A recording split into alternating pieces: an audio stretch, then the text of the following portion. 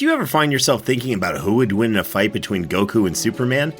Hi, I'm James Gavsey, and on the Who Would Win show, me and my co-host Ray ignore anything important happening in the outside world and debate fictional battles between characters from comics, movies, and video games. We got a new show every week, and almost always am I the winner. Yeah, not true, Ray. In the past, we've discussed such matches as Captain America versus Darth Vader, Solid Snake versus the Iron Giant, classic matchups like RoboCop versus Terminator, and even the Muppets versus Sesame Street. That one was crazy.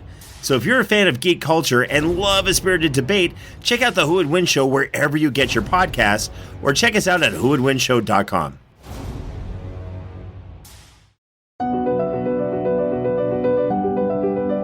Welcome. In the Lord of the Rings podcast, we wander the world of J.R.R. Tolkien by exploring the foundational epic stories from the deep past of Middle-earth. If you enjoyed Tolkien's books, or maybe Peter Jackson's movies, or perhaps you're excited for Amazon Studios' new series, The Rings of Power, and you want to dive deeper into the rich world of Middle-earth, then listen and subscribe. Magavayan, fellow wanderers.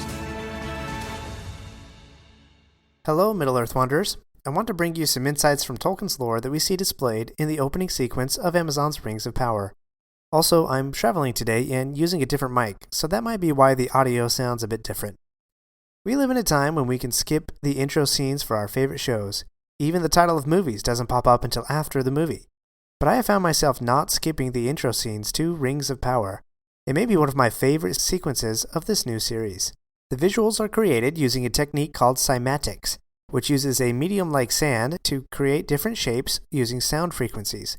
First, I cannot think of a better way to demonstrate the creation of Middle-earth. The creation story of Tolkien's mythology begins like this, quote, "There was Eru, the One, who in Arda is called Iluvatar, and he made the first Ainur, the Holy Ones, that were the offspring of his thought, and they were with him before aught else was made, and he spoke to them, propounding to them themes of music, and they sang before him, and he was glad. For a long while they sang only each alone, or but few together, while the rest hearkened, for each comprehended only that part of the mind of Iluvatar from which he came, and in the understanding of their brethren they grew but slowly. Yet ever as they listened, they came to deeper understanding, and increased in unison and harmony." Through the singing of these Ainur, the Holy Ones, the world that contains Middle-earth would come into existence. So music is literally in the deepest nature of all things in Middle-earth, from the creatures that talk like elves, men, and ents, to things that we would call non-sentient, trees, mountains, rocks, and the seas. All things have music within their natures, even orcs. Some of the Ainur descended into the physical world to further shape and protect it. Those who did were known as the Valar. There were 14 named Valar, or 7 pairs. Melkor, who would later be called Morgoth, and is the big bad guy before Sauron, also came into the physical world. All told, that's 7 pairs, plus Melkor Morgoth, making 8, all singing around Iluvatar.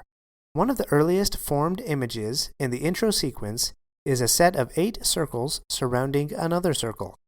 Could this be a representation of the one Iluvatar in the middle, with the 7 pairs of Valar plus Morgoth encircling Iluvatar? Perhaps this is a visual callback to the very beginnings of the world. And if you're skeptical that Morgoth could ever be counted among the Valar, consider this line from Tolkien's The Silmarillion, quote, "Melkor is counted no longer among the Valar." This to me presupposes that Melkor may have been counted among the Valar. Whether he was still a divine being of the same class and kin as the Valar. Moving on, the music for the opening sequence was provided by none other than Howard Shore. Shore composed the music for the Peter Jackson adaptation of the Lord of the Rings movies. And if you're anything like me, you may have spent hours with the Lord of the Rings soundtrack CDs playing on repeat in your portable CD players, falling asleep to the sounds of the Shire, or the lyrics of Into the West softly caressing you into a dream state worthy of Middle-earth. No, that was just me who did that? Anyway, Shore again demonstrates that he is the master of Middle-earth music in this piece.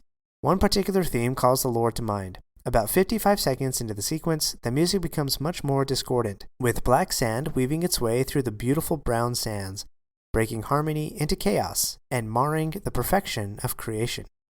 That music and the black sand draw my mind to these passages again in Tolkien's Silmarillion. Quote, "Straightway discord arose about Melkor, and many that sang nigh him grew despondent, and their thought was disturbed, and their music faltered." And later, Melkor provides another theme described as, quote, loud and vain and endlessly repeated, and it had little harmony, but rather a clamorous unison, as of many trumpets braying upon a few notes. I love that when the black sand enters the sequence, loud trumpets and other brass instruments bray loudly over the other harmonies, just as Tolkien described in the first moments of creation. Now, let's review a handful of symbols we see in the sand. The most clear to see are the two trees of Valinor. We've explored their story extensively on this podcast, so I won't go deep on that today, but you can find most of their story in episodes 2 and 5. I also see a number of visual representations of the kingdom of Numenor. About 30 seconds in, the sands shape a large circle with 8 points, which I interpret as the sun. And as it fades, the gold glitter in the background forms a 5-pointed star that is an exact replica of a map of Numenor, which then shifts into a symbol that we see on Miriel's badge. I'm not sure how to describe it, but think of 3 curved lines that meet in the middle. If you look closely on Miriel's golden badge, we see this same symbol, with 3 gems on the end of the curved lines, which reminds me of the 3 Silmarils that Feanor created, and which also contained the light of the 2 trees. Also, about a minute into the sequence, I can clearly see a tall mountain, with some other smaller hills and clouds nearby it. If the trees represent the race of elves, and the Numenorian shapes represent the race of men, then I say that this mountain represents the race of dwarves, and their mightiest kingdom, Khazad-dûm. And just before the words of the title dispel all sand and glitter, we see what appears to me to represent the eye of Sauron. There is a circle in the middle of various other oval-like shapes, and the sand and glitter are pulsing like the giant red eye of the Peter Jackson movie adaptations. I could also see the argument for this final circle to be the one ruling ring, which makes sense, if we consider the other visuals I discussed before, and the ring verse at the beginning of The Lord of the Rings. Quote, 3 rings for the elven kings under the sky, 7 for the dwarf lords in their halls of stone, 9 for mortal men doomed to die, 1 for the Dark Lord on his dark throne.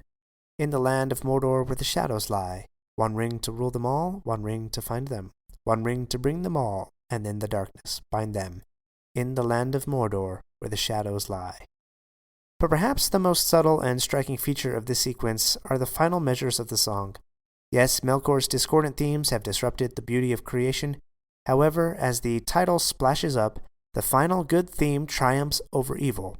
Good wins in the end. And that is one of Tolkien's major themes. Quote, in one chord, deeper than the abyss, higher than the firmament, piercing as the light of the eye of Iluvatar, the music ceased. This is one intro sequence that I am not yet tired of watching. I'm sure there's more hidden clues in it, so if you've seen or heard of any I didn't touch on, please send me a note. Thanks for listening. Please remember to send me your questions for the latest Rings of Power episode so I can answer them. You can find me on Twitter, Facebook, Instagram, or via email using the links in the show notes.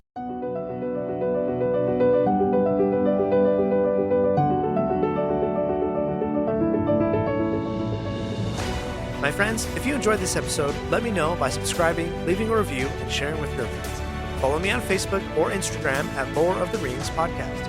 For feedback on the show, please email me using the link in the show notes. Until next Thursday, remember, not all those who wander are lost.